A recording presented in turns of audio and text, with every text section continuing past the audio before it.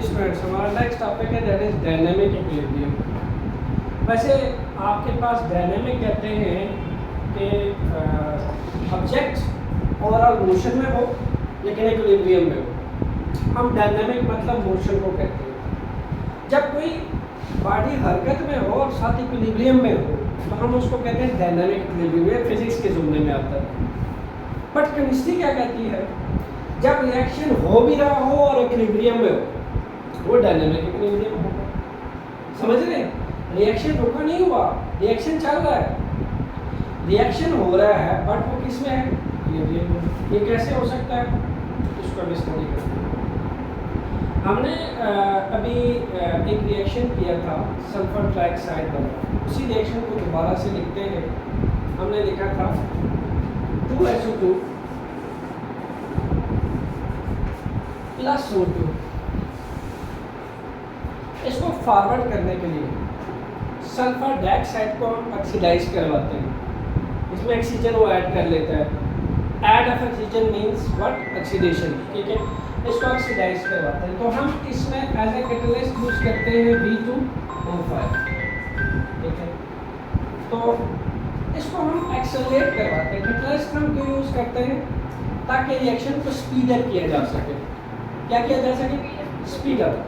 ठीक है, it would take time, large take time to form a product, that's why we need catalyst ताकि इसको speed up किया जा सके। ठीक, तो ये क्या बना देता है? Sulphur trioxide. फिर ऐसा है कि हमें चाहिए कि हम इस सल्फर ट्राइऑक्साइड को तोड़ें, डिकम्पोज करें और वापस हमें वो सल्फर डाइऑक्साइड प्लस ऑक्सीजन बना दें। इसके लिए हम क्या करते हैं, जब आप किसी चीज़ को तोड़ते हैं, बुझा रहे हैं बॉन्ड बना हुआ है, तोड़ने के लिए आपको टेम्परेचर चाहिए होता है। यहाँ बड़े स्ट्रॉन्ग केमिकल फोर्सेज हैं, केमिकल बॉन्ड बना हुआ है जिसने इसे होल्ड किया हुआ। अब केमिकल बॉन्ड को ब्रेक करने के लिए या किसी चीज़ को डिकम्पोज करने के लिए हमें उसे हाई टेम्परेचर पे ले जाना पड़ता है। तो हम इसको लेके जाते हैं 450 सेल्सियस डिग्री और 200 ATM। ये इसकी फिजिकल कंडीशन है। ठीक, ये इसका फॉरवर्ड हुआ, ये इसका बैकवर्ड हुआ। तो डायनेमिक इक्विलिब्रियम की बात करते हैं अभी। जरा मैं इसके फॉरवर्ड और रिवर्स रिएक्शन लिख लूँ। फॉरवर्ड रिएक्शन क्या हो गया इसका? चूंकि ये रिवर्सिबल रिएक्शन है, that's why two directional reaction है, forward as well as backward.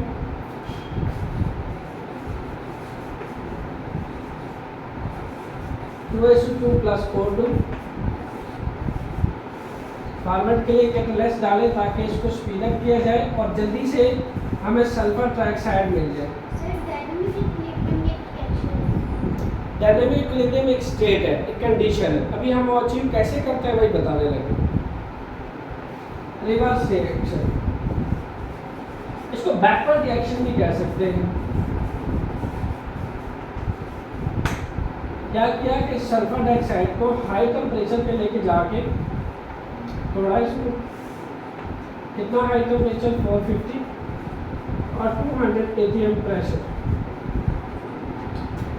हमने इसको डिकम्पोज किया एंड हमें वापस मिले रिएक्टेंट प्लस। ठीक, आसान लफ्जों में हम यहाँ चले गए, रिएक्टेंट से प्रोडक्ट बनाया और यहाँ क्या किया? प्रोडक्ट से रिएक्टेंट बनाया। दोनों डायरेक्शन में हमने मूव किया। ठीक हो गया। अब ऐसा है कि डायनेमिक इक्विलिब्रियम अचीव कैसे होता है? देखो, जब बिल्कुल इनिशियली ये रिएक्शन स्टार्ट होता है, इनिशियली क्या होता है? जब ये रिएक्शन स्टार्ट होता है तो खुद सोचो, क्या रिएक्टेंट ज़्यादा अमाउंट में होने चाहिए या प्रोडक्ट? जब रिएक्शन स्टार्ट होता है, गुड, रिएक्टेंट ज़्यादा होते हैं। There is no product on the right side. ठीक है, there is no product on the right side. अब आपके पास ये रिएक्टेंट है, ये बहुत ज़्यादा है एलबी मिकदार में, बहुत ज़्यादा है। क्या होता है कि इनिशियली रिएक्टेंट बड़े फास्ट स्पीडीली क्या बनाना शुरू कर लेते हैं? प्रोडक्ट, क्योंकि ज़्यादा है तो रिएक्शन बड़ा फास्ट जाता है फॉरवर्ड। चले, इन्होंने बना लिया प्रोडक्ट। अब ज़रा सोचो जब रिएक्टेंट बड़ा स्पीड अप होकर प्रोडक्ट बनाएंगे, किसी से एक्सेलरेट करेंगे, रिएक्टेंट से प्रोडक्ट बनेंगे, तो चूंकि ये 2 डायरेक्शनल रिएक्शन है, हमने ये कंडीशन इस पे अप्लाई की हुई है, ठीक है, प्रोडक्ट से रिएक्टेंट वाली, ठीक है, ये कंडीशन इस पे अप्लाई की हुई है, रिएक्टेंट से प्रोडक्ट और प्रोडक्ट से वापस बनना है रिएक्टेंट। अब जैसे ये आहिस्ता आहिस्ता ये बढ़ना शुरू होगा, जाहिर है रिएक्टेंट बड़े फास्ट इनिशियली प्रोडक्ट बना रहे, जब प्रोडक्ट बनेगा साथ ही क्या होना शुरू हो जाएगा, ये कम होना शुरू हो जाएगा और ये क्या होना शुरू हो जाएगा, ज़्यादा। अब जैसे जैसे ज़्यादा होना शुरू हो जाएगा प्रोडक्ट वापस क्या बनना शुरू हो जाएगा, रिएक्टेंट, ठीक। यानी ये डिपेंड कर रहा है कंसंट्रेशन पे। जब कंसंट्रेशन रिएक्टेंट में ज़्यादा होती है, ठीक है, तो रिएक्टेंट से बनता है प्रोडक्ट, और जब प्रोडक्ट में कंसंट्रेशन ज़्यादा होती है तो रिएक्शन बैकवर्ड आता है। अब ये सिलसिला चल रहा है, आहिस्ता इनिशियली जो है रिएक्टेंट ज़्यादा थे, फिर प्रोडक्ट बने, फिर प्रोडक्ट अब ज़्यादा होते जा रहे हैं, वो वापस क्या बना रहे हैं, रिएक्टेंट। ये रिएक्शन मोशन में है, डायनेमिकली आगे जा रहा है।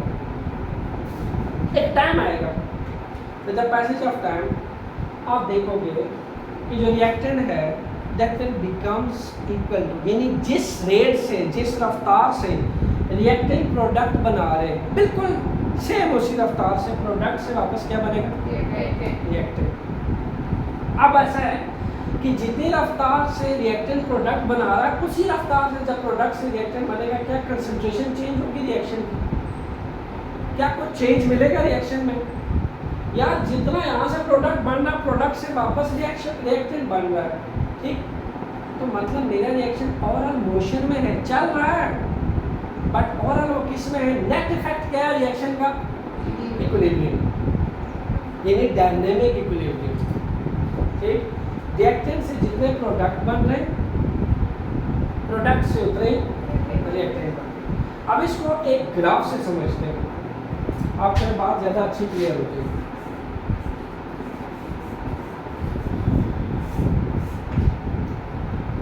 हमने क्या किया, y एक्सिस पे ले लिया कंसंट्रेशन और x एक्सिस पे ले लिया टाइम को।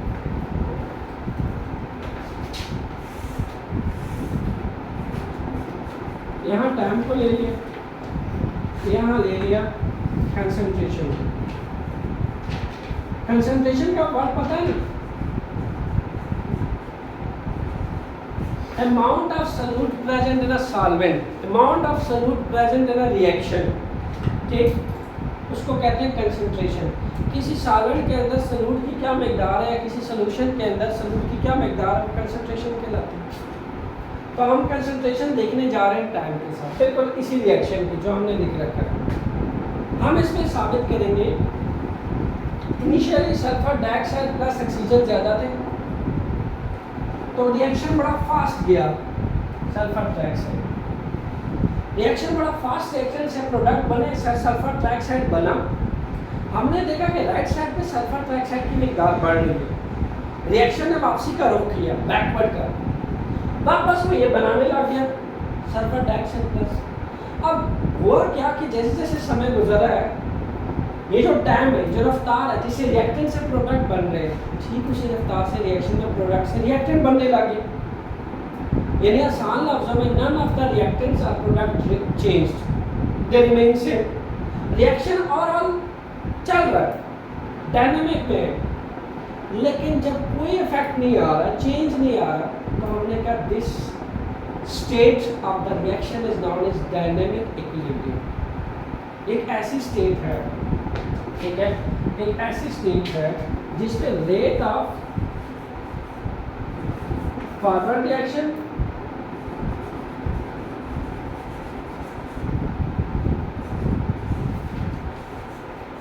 बराबर आ जाते हैं किसके, रेट ऑफ बैकवर्ड रिएक्शन।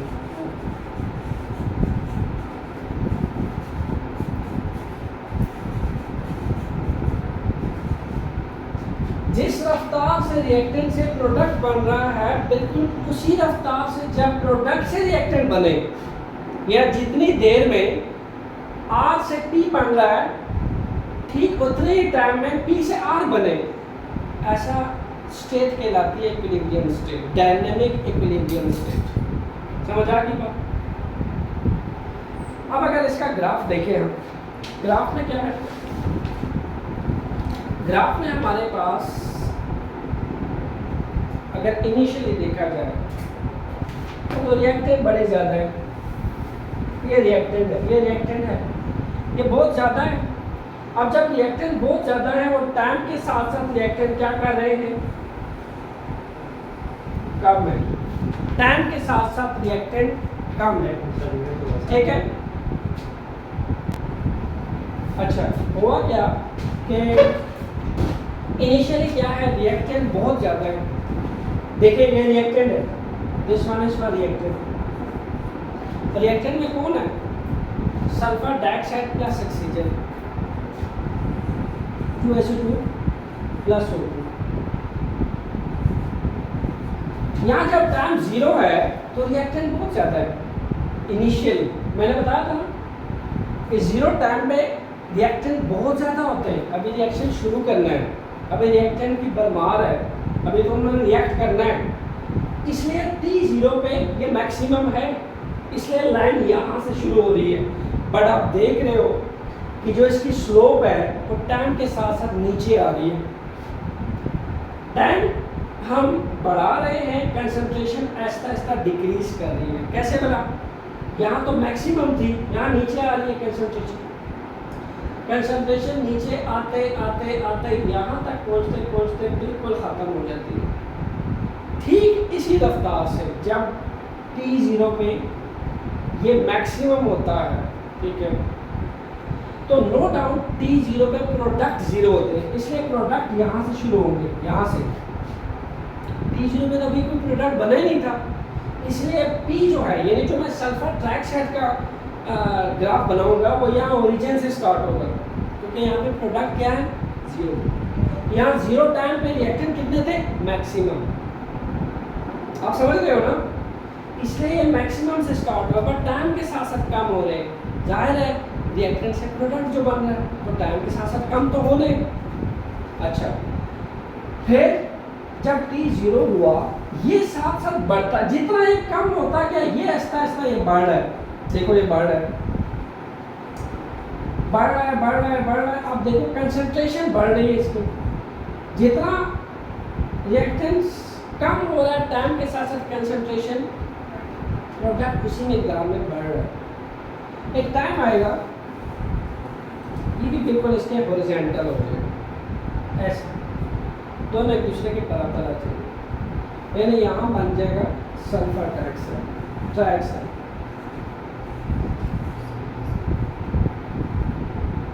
जब आपका sulphur dioxide plus oxygen sulphur trioxide बना रहा था तो इनिशियली ये ज़्यादा था T0 पे, बट ये बिल्कुल 0 था। लेकिन जैसे जैसे प्रोडक्ट बन रहे ये कम हो रहा है, तो रिएक्टेंट से प्रोडक्ट बनते बनते एक टाइम आता है स्पेसिफिक, उस टाइम पे जो जितना रिएक्शन या रेट जिस रफ्तार से प्रोडक्ट बनाता है, ठीक उसी रफ्तार से प्रोडक्ट वापस रिएक्टेंट बनाते हैं, जिसको बोलते हैं डायनेमिक इक्विलिब्रियम। तो ये जो आपको रिएक्शन बिल्कुल यहाँ से पैरेलल नज़र आ रहा है, ये होता है डायनेमिक इक्विलिब्रियम स्टेट, और इसकी जनरलाइज ग्राफ जो है ना वो यही है। रिएक्टेंट पहले ज़्यादा होते हैं, ऐसे